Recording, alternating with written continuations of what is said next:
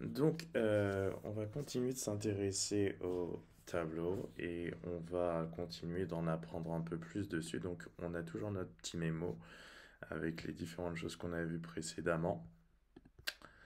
Et ce qu'on va faire, c'est que on va un peu continuer avec les tableaux. Donc, on va en créer un nouveau. Donc, évidemment, tab 1 égale array. Et dedans, je vais mettre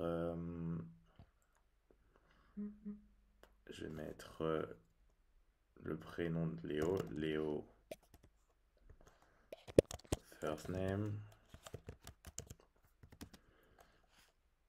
ensuite le prénom de Léa, de Olga, pardon, Olga first name, et Jake par exemple, Jake first name, Sandy first name. Ok, donc il y a 4 éléments dans ce tableau. Donc on va déjà le print R, tab 1, juste pour être sûr de ce qu'on a. Alors, donc effectivement, Léo, alors,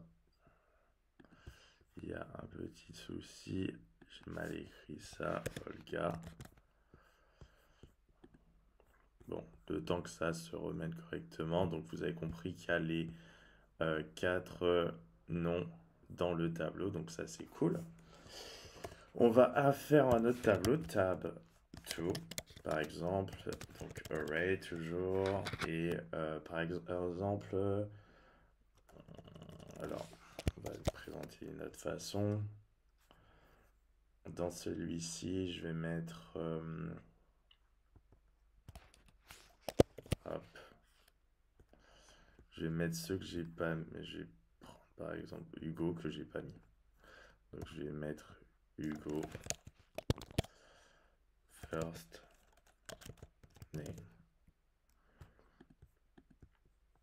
Et Olga, j'ai déjà mis, Sandy, je l'ai mis, mais je vais l'enlever de ce tableau et je vais l'ajouter dans celui-ci. Donc il y a 2 éléments dans ce tableau.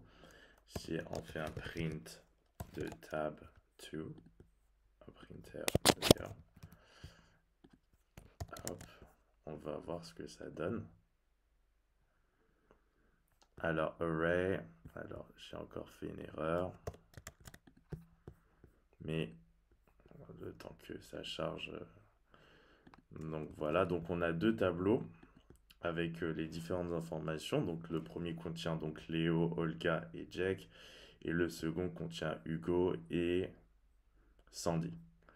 Donc le truc c'est que j'ai par exemple envie d'associer le contenu des 2 tableaux dans un autre et j'ai pas envie de recopier le contenu ni utiliser une boucle. Alors ce que je vais faire, c'est que je vais créer donc le tableau qui va englober les 2 autres, tab 3.